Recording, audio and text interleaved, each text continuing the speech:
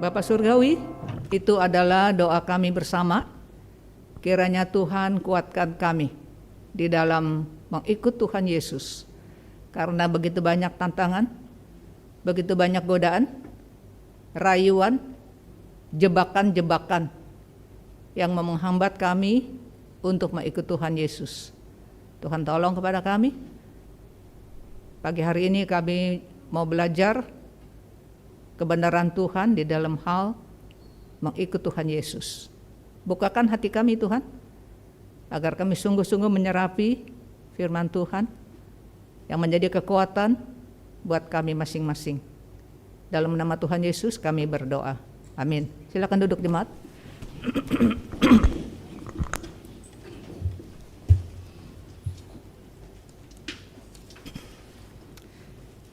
Saudara, barusan kita sudah baca Markus pasal yang ke-10 ya, ayat 17 sampai ayat 27 kita sudah baca bersama, dan gereja menetapkan satu tema, jalan serta Yesus. Nah saudara, Alkitab yang barusan kita baca, saya pikir saudara sudah tahu bahwa di sana mencatat ada seorang muda, kalau di dalam bahasa Mandarin pakai kata saunian. Saunian itu remaja, Qingnian itu pemuda, ya, Qingnian pemuda. Tapi kalau di dalam Alkitab seringkali kata saunian itu juga Qingnian, ya, remaja itu sebetulnya termasuk pemuda, ya, termasuk pemuda. Nah, seorang yang muda, ya, datang mencari Yesus. Kita lihat sikap dia, bagaimana dia datang mencari Yesus, ngapain dia mau cari Tuhan Yesus, ya, sikapnya bagaimana, ya. Dia ada masalah, dia ada permintaan, dia mau konsultasi, semuanya ada, ya. Nah saudara, dia datang, kalau kita lihat dari ini kitab Injil Markus ya, di dalam kitab Injil Markus ada banyak lukisan-lukisan yang membuat kita bisa ngebayangin gitu ya, banyak gerakan-gerakan, ya, gerakan-gerakan itu kan menunjukkan orang tersebut, ya, dia lagi ngapain, seperti itu. Ya, ayat 17 kita lihat, pada waktu Yesus berangkat untuk meneruskan perjalanannya, datanglah seorang berlari-lari. Ini bukan lari pagi, lari-lari ada tujuan. Kalau lari pagi kan buat olahraga, bukan lari pagi, saudara. Ya, seorang berlari-lari mendapatkan Yesus. Udah lari cari Tuhan Yesus, sampai di depan Tuhan Yesus dia berlutut, lari berlutut. Bisa merasakan ada satu kedesakan di dalam diri dia. Dia mendesak nih, dia mau mencari Tuhan Yesus, ya, sampai-sampai dia berlutut. Saudara bisa bayangkan bahwa masalah apa yang ada yang dia mau tanya itu pasti itu hal yang penting dan sangat penting. Saudara, ini di jalanan loh saudara. Bukan di rumah, di jalanan, di depan muka orang. Dia berlutut, you bayangin aja. Mau gak berlutut di depan muka orang gitu, rame-rame. Dia berlutut nih, ini orang muda. Muda loh, bukan orang tua nih. Ya, nah, dia berlutut. Sambil berlutut di hadapannya bertanya, guru yang baik. Tuh, betapa dia hormat sama Tuhan Yesus, guru yang baik. Guru yang baik, ya. Apa yang harus aku perbuat untuk memperoleh hidup kekal? Nah, ini masalah dia. Ya, ini masalah dia. Dia mau mendapatkan hidup yang kekal. Nah, saudara, ini dicatat ya, seorang muda yang datang ya. Temanya kan itu tema kecil ya. Orang kaya sukar masuk kerajaan surga. Ini orang muda ini kaya nih, ya. Dia datang. Walaupun kaya, dia tahu dia nggak punya, dia nggak bisa masuk ke dalam kerajaan sorga. Punya pandangan jauh ini. Nah saudara, siapa sih ini orang? Ya, orang muda ini siapa nih? Di Markus cuma mengatakan bahwa datang seorang berlari-lari. Orang siapa? Kok kita tahu dia muda? Saudara, kita perjanjian baru dimulai dengan 4 kitab Injil. 3 di depan, Matius, Markus, dan Lukas, itu disebut Injil sinoptik. Injil sinoptik. Artinya sinoptik dia sama-sama melihat. Ya. Nah, saudara, Injil sinoptik salah satu ciri-cirinya itu ketiga kitab Injil ini, Matius, Markus, Lukas, mencatat ada banyak hal yang sama. Di antara kesamaan adanya enggak sama, ya. Kayak mujizat 5 roti 2 ikan mengenyangkan 5.000 itu 4-4 Injil ada mencatat hal itu, ya. Nah, saudara, jadi Injil sinoptik ini juga membicarakan orang ini yang berlari-lari. Nah, saudara, di dalam Injil sinoptik, di dalam Injil Matius, di sana dikatakan Matius 19 ayat 20, dia adalah seorang muda. Yang lari-lari ini muda. Ya. Kemudian di dalam Injil Lukas 18 ayat 18 dikatakan dia seorang pemimpin, ruler, seorang pejabat. Bayangin, muda-muda udah bisa jadi pejabat, pasti PNS ya, pejabat, ruler. Nah, saudara, jadi ini pasti ya kalau bahasa Mandarin bilang saunian, dia bukan saunian ini, udah bukan saunian lagi. Ya, udah bukan remaja, pemuda, mana mungkin ya anak remaja jadi pejabat ya, nggak mungkin, paling nggak dia muda. Tapi itu udah hebat, saudara. Ya, muda-muda itu sudah jadi PNS. Ya. Nah, saudara, mau menjadi ruler, mau jadi penguasa, mau jadi pemimpin ya di satu masyarakat, di satu negara, saudara, itu tidak gampang. Dia muda-muda udah sukses, itu menyatakan apa, saudara? Dia kalau jadi seorang ruler, seorang pemimpin, pasti dia punya pengetahuan. Saudara, jadi PNS juga mesti sekolah dulu kan, saudara. Sekolah diuji loh, ya. Ada yang nggak lulus uji lagi. Nggak gampang, saudara. Ya, ada kriteria, ada syarat-syarat yang tertentu. Dia lulus, saudara. Ya, pasti dia punya ilmu, dia punya pengetahuan, dan sudah jadi ruler, penguasa, pemimpin, dia punya kedudukan. Dia punya posisi, dan Alkitab bilang dia banyak duit. Duitnya itu nggak tahu setelah dia jadi pemimpin atau bapak mamanya kaya, bisa aja, saudara, bisa dua-duanya gitu. Ya, biasanya kan kalau kedudukan pasti nempel sama apa? Pasti ini pada umumnya ya, nempel sama uang, pemasukan, ya dong, gajinya pasti gede, seperti itu. Ya, nah, jadi saudara, jadi kita melihat orang ini. Dan dia juga orang yang punya kepercayaan. Dia bukan ateis, saudara. Dia percaya adanya Tuhan. Ya, dia percaya adanya Tuhan. Dan dia juga punya pendidikan bagus nih. Di tingkat bagus nih dia. Waktu Tuhan Yesus tanya, kan dia bilang, Tuhan, apa yang harus saya lakukan nih supaya saya bisa memperoleh hidup yang kekal? Tuhan Yesus bilang, kamu tahu dong 10 hukum Musa, 10 hukum, kamu tahu 10 hukum ya yang Musa katakan, kamu tahu dong. Misalnya apa? Misalnya nggak boleh ini, nggak boleh itu, tuh ya. Ayat 19, engkau tentu tahu dong, kata Tuhan Yesus ya, segala perintah Allah, misalnya jangan bunuh, jangan berzina, jangan mencuri, jangan nih ya, jangan mengucapkan saksi dusta, jangan mengurangi hak orang, ambil hak orang itu ya nggak boleh, ya kan? Hormatilah ayahmu, ibumu, ya. Lalu kata orang itu kepada Yesus, Guru, semuanya itu telah kuturuti sejak masa mudamu. Bahasa Mandarin dikatakan wachongxiao, sejak kecil. Ya, sejak masa muda, sama aja ya. Udah lakukan. Kok dari kecil-kecil udah bisa lakukan? Ke guru sekolah minggu kali ya. Pasti ya. Saudara, mereka juga ada pendidikan untuk anak-anak dan juga pasti orang tuanya.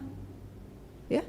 Jadi orang yang berpendidikan, bukan saja ada pendidikan sekolah, juga ada pendidikan agama, ada pendidikan rohani, saudara. Coba di mana mau cari orang kayak gitu, saudara? Ya, bagaimana mau cari orang seperti itu, ya kan?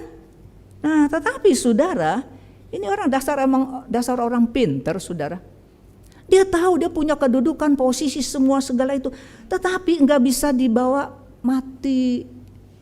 Dia tahu dia nggak punya hidup kekal, ya, dan dia kepingin, saking kepingin hidup kekal, dia begitu bergegas-gegas mencari Tuhan Yesus di hadapan umum, dia berlutut. Jangan lupa, saudara, orang biasa aja nggak gampang lutut, apalagi dia seorang pemimpin, saudara.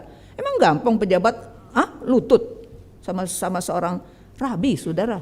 Dia berlutut. Dia itu nggak main-main, sudah dia serius, dia lari-lari takut ntar udah nggak ketemu lagi Tuhan Yesus, udah jalan kejauhan, saudara. Jadi kita lihat di situ ya keseriusan dia ya di dalam mencari hidup yang kekal, saudara. Dia tahu duit nggak mendatangkan hidup kekal, dia tahu, saudara. Ya, pengetahuan, ilmu, kedudukan udah mati, siapa yuk? Apa kayak raja kayak apa kalau mati? Orang mati, seperti itu. Nah dia tahu setelah dia mati dia nggak masuk surga nih, saudara. Itu bukan semua orang tahu seperti itu loh, saudara.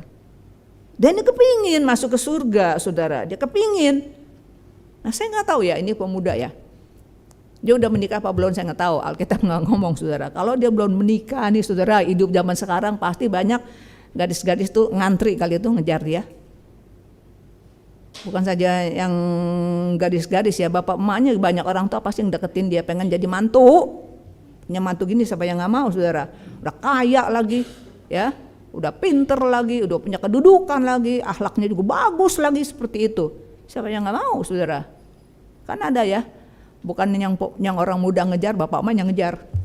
Ngejar ngebut-benung, mau dapat jadi mantu saya begitu loh. Kan ada yang begitu, anaknya nggak begitu ulet, bapak emaknya yang ini, saudara. Nah ini orang seperti ini, saudara, nggak banyak nih orang kayak gini, saudara.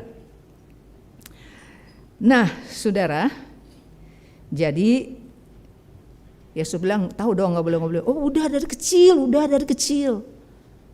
dia paham nih sama firman Tuhan ya. Oke. Jadi saudara, hanya di dalam Injil Markus yang mencatat ya. Matius, Lukas nggak catat, Markus yang mencatat. Yesus sudah lihat dia jawabnya gini gitu, saudara.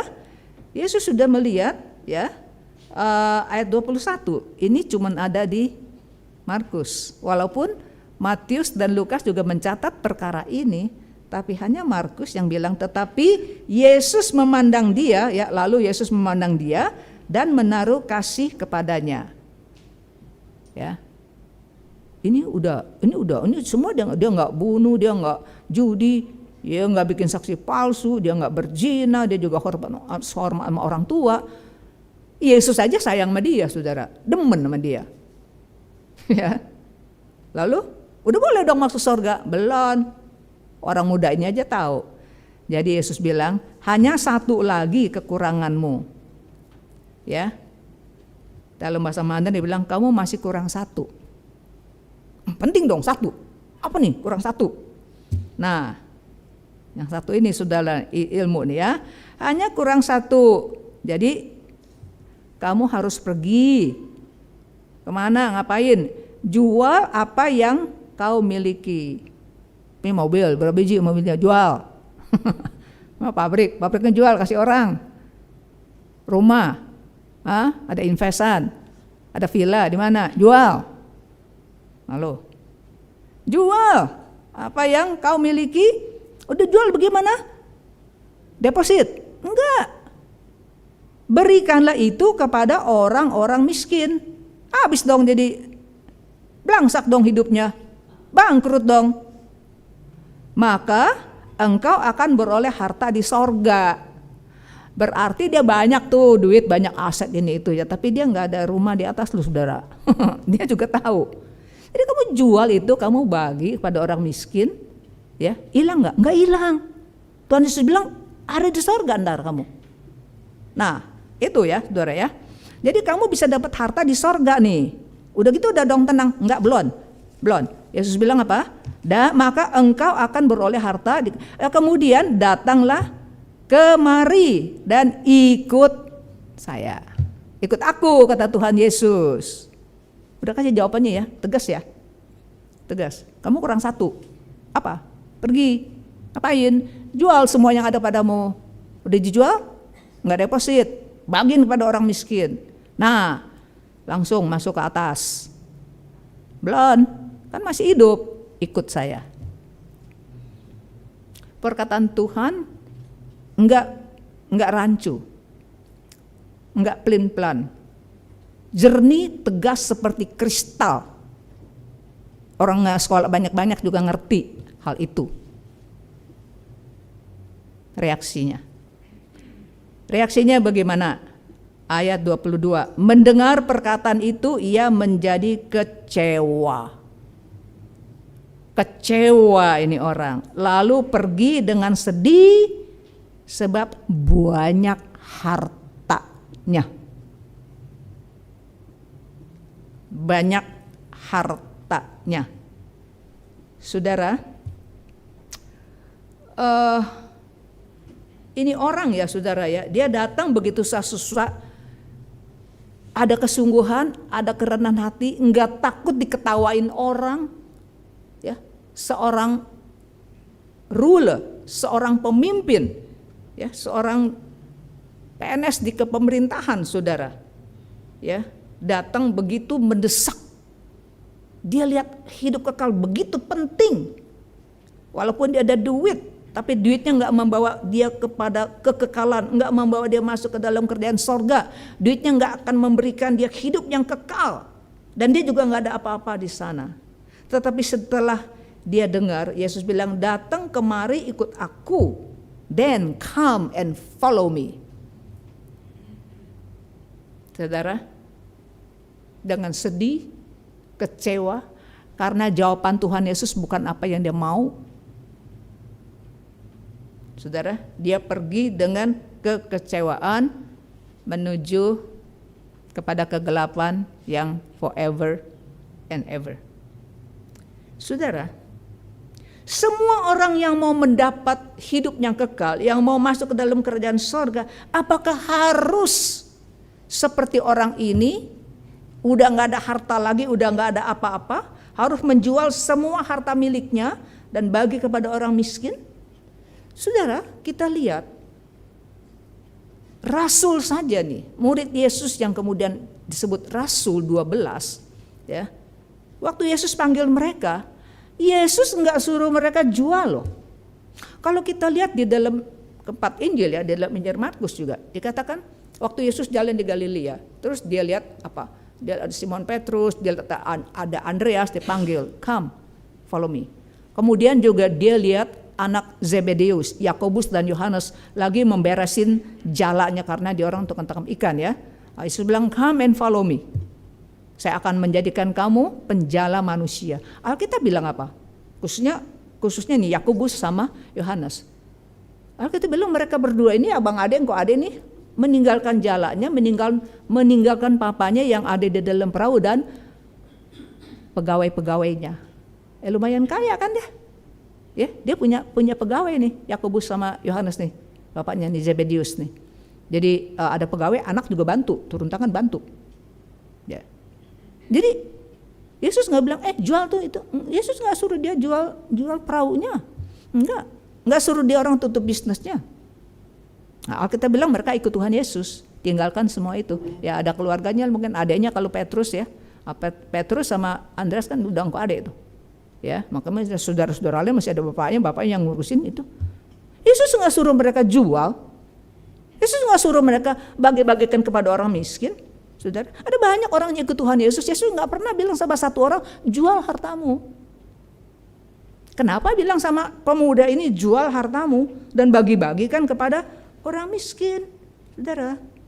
Ya, saudara, karena saudara, Tuhan tahu di mana titik lemah, ya. Apa yang menjadi penghalang bagi pejabat muda ini untuk mengikut Yesus, untuk masuk ke dalam kerajaan sorga? Dia tahu, karena duit jadi penghalang. Jadi singkirkan itu dulu. Nah, saudara, ini hanya dicatat satu orang ini ya, menjadi satu contoh yang tipikal. Jadi di dunia ini bukan hanya dia nih orang pejabat muda ini seperti ini, banyak juga. Tapi jangan di sini ada yang kayak gitu, saudara. Ya, jadi ini dicatat, saudara, sebagai satu model begitu ya. Model jangan ikutin maksudnya seperti itu, saudara. Dan Yesus bilang, udah jual semuanya, datanglah kemari dan follow me, ikut aku. Jalan sertaku. Jalan serta Yesus. Nah, saudara, ini lucu, saudara. Ini lucu. Kita lihat ya, hati yang mencintai materi di dalam pemimpin muda ini hatinya itu terlalu kental ya, terlalu kental. Jadi materi itu terlalu berat ya di dalam hati dia. Terlalu berat, saudara. Bobotnya terlalu besar, bobot duit ini, bobot harta. Ya. Karena apa saudara? Ada duit di genggaman tangan itu konkret. Kok di sorga nggak kelihatan. Kalau deposit kayak apa kayak kan mesti lihat ada itu tuh deposit berapa gitu. Ya, tahapannya berapa kan kelihatan itu. Nah, di atas nggak kelihatan. Ya. Terus kalau duit banyak di sini, mau beli mobil udah langsung beli mobil, beli villa. Oh terus diinvest di sana sini, kemana-mana juga ada villa di situ. Udah kelihatan, dia makan enak, duduk juga empuk, ya. Tempat duduknya juga empuk, saudara.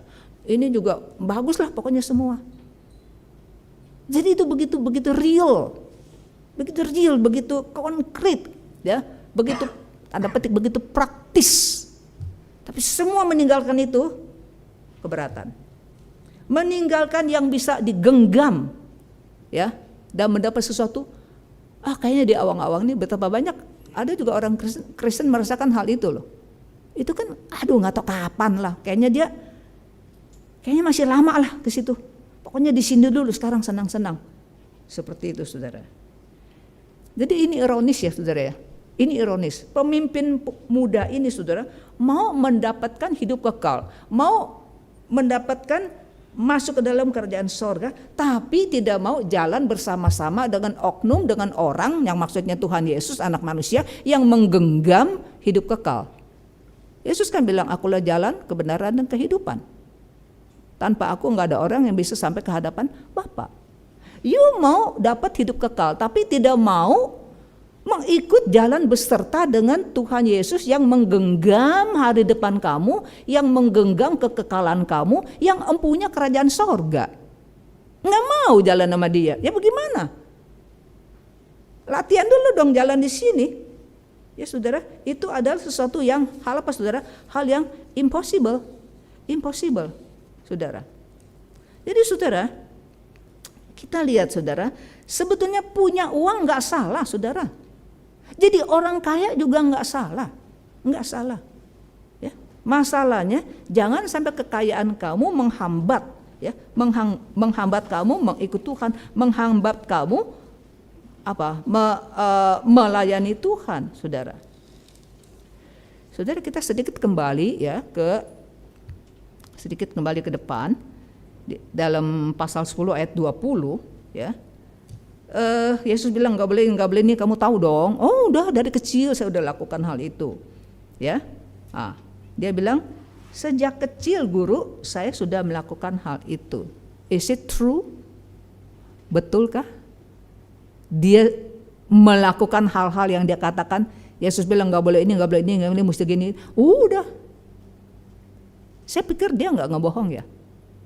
Tetapi saudara, apa yang dia lakukan semuanya itu dia bilang setelah kuturuti sejak masa mudamu. Saudara, dia hanya melakukan hukum Taurat perintah Tuhan yang di permukaan saja. Yang di permukaan. Intisarinya tidak. Dan dia tidak menangkap hal itu. Dan dia juga tidak mau, saudara. Orang Yahudi, guru-guru nih ya, guru-guru. Saudara, Tuhan kasih Israel 10 hukum Musa. Dan juga ada keterangan-keterangan. Tapi lambat laun dengan berjalannya waktu nih, ya awalnya sih baik ya. Tapi udah lama-kelamaan jadi enggak benar. Hukum Taurat yang enggak begitu sulit, saudara, dikembangkan sama ahli-ahli Taurat menjadi 613 hukum Taurat yang mengatakan enggak boleh begini, mesti begitu. Itu bukan dari Tuhan. 613 begitu banyak, saudara. Ada 300-an yang enggak boleh. 200-an yang mesti begini. Sehingga Tuhan Yesus pernah dicobain buat satu kali, ya, sama ahli Taurat, sama orang-orang Farisi. Dikatakan hukum mana yang paling besar, yang paling penting. Saudara, itu hot issue di kalangan apalagi rabi-rabi itu. apa pemuka-pemuka agama itu. Ayo yang mana saudara? Ya debat dari situ. Selama satu malam. Yesus ditanya yang mana yang paling besar? Ya Yesus bilang gampang. Saya simpulkan nih semua ya. Semua hukum apa kek? Simpulkan 2 kata. Kasihilah Tuhan Allahmu dengan segenap hatimu, dengan segenap jiwamu, dengan segenap akal budimu, dengan segenap kekuatanmu. Dan kemudian kasihilah sesamamu.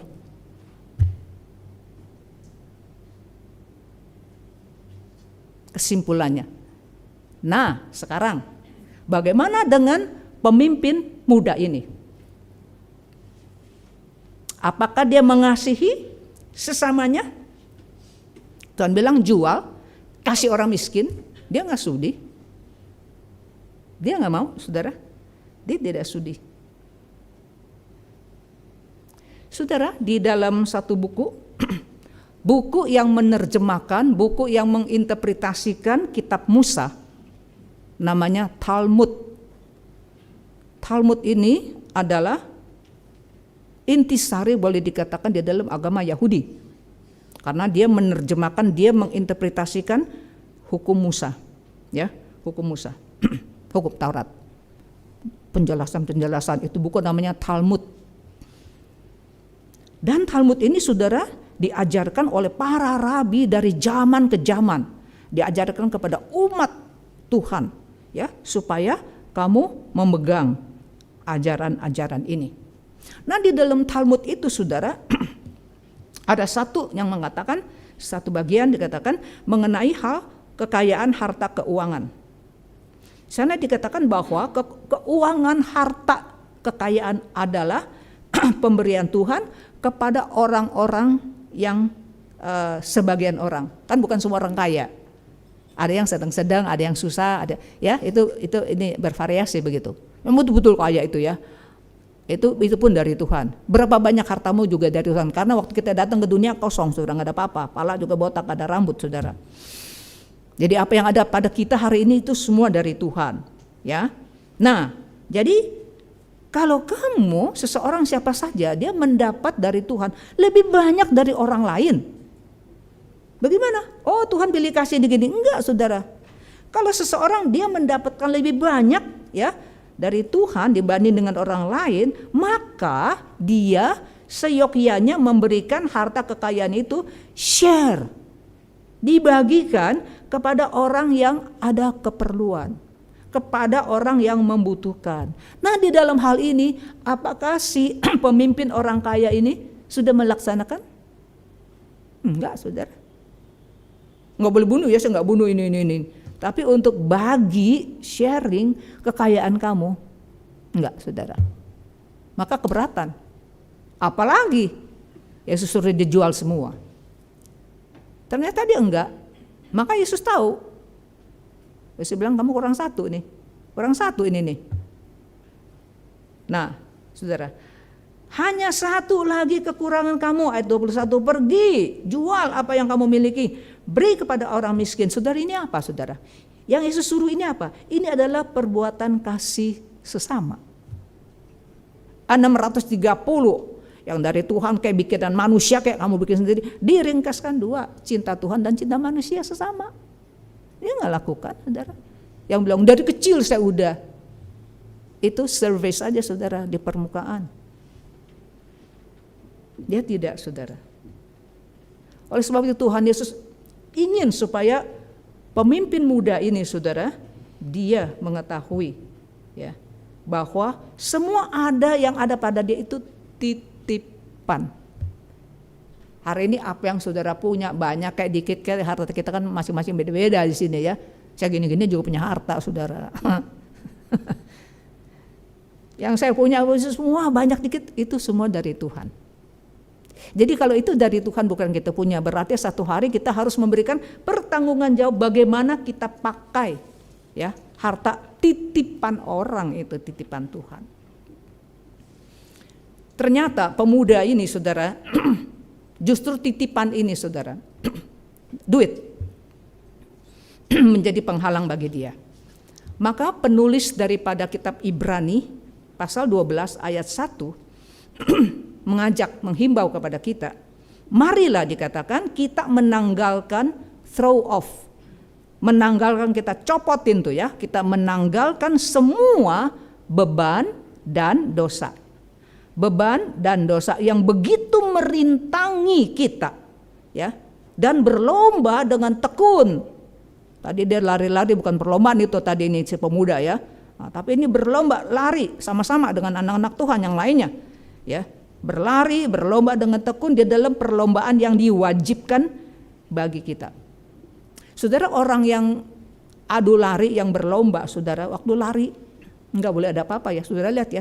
Pakai baju juga nggak pakai, kalau yang mau show, nah gitu pakai baju berlapis-lapis, banyak itu ya. Nah, kalau mau lari nggak boleh, saudara, kan ribet. Pakai sepatu juga itu semua didesain, saudara. Kalau udah profesional ya, orang tukang lari itu, saudara. Dia mesti pakai baju yang paling ringan, ya nggak boleh ribet-ribet, nanti nyangkut ini itu, saudara. Lari, saudara. Jadi apa yang membebanin dia, saudara, rantai begitu nggak boleh pakai gitu-gitu, ya kan? Yang rapi, yang gede-gede, anting gitu, nggak bisa, saudara. Copotin semua. Apa saja yang mengganggu kamu, apa saja yang mengganggu kita untuk berjalan serta Yesus, itu harus dikenakan. Dosa kah? Ada hal mungkin dosa, ada hal mungkin bukan. Bukan hal dosa. Tapi itu mengganggu, saudara. Ya, itu mengganggu. Nah, saudara, kata merintangi, ya, di dalam bahasa Yunani itu adalah satu kata yang bahasa Yunani yang kuno, ancient Greek. Ancient Greek. Kata ini euperistato. Euperistato itu rintangan. Nah, saudara, ini ada 4 arti nih, satu kata ini kompleks ya. Euperistato ini ada 4 arti. 1, mudah dihindari. Nggak sulit dihindari, tapi nggak dihindari. Why? Mungkin hobinya. Ya. Yang kedua, mendapat pujian. Mendapat pujian. Saudara, waktu kita dapat pujian orang, kita bisa lupa daratan, mabok kita. Jadi lupa nih kita lagi lari nih, dipuji-puji. Saudara, walaupun waktu lomba apa saja kan ada itu ya. Kalau saya bilang lala tuh ya, ayo gitu ya. Kedengaran, tapi you nggak boleh nengok itu siapa. Lihat nih dia pacar saya nggak, bapak emak saya. Nggak boleh, saudara. Ya mesti lihat begitu. Ya, dipuji kayak bagaimana kayak. Jangan mabok di pujian. You begitu mabok dah. Ini. Boksu coba ya, waktu dulu ya khotbah ya. Dia pernah pakai satu perumpamaan. Ada satu burung nih, saudara ya. Satu burung dia ambil makanan gitu, dia terbang di atas. Terbang di atas, orang puji-puji dia puji-puji. Udah dibilang ini, yuk nanti kalau udah ke atas gitu ya, dapat bantuan yang dari luar gitu ya. Kamu nggak boleh lihat-lihat gitu ya, kamu boleh konsentrasi. Iya. Jadi dibantu dia. Angkat itu. Wah, dia show gitu ya, barang berat diangkat begitu.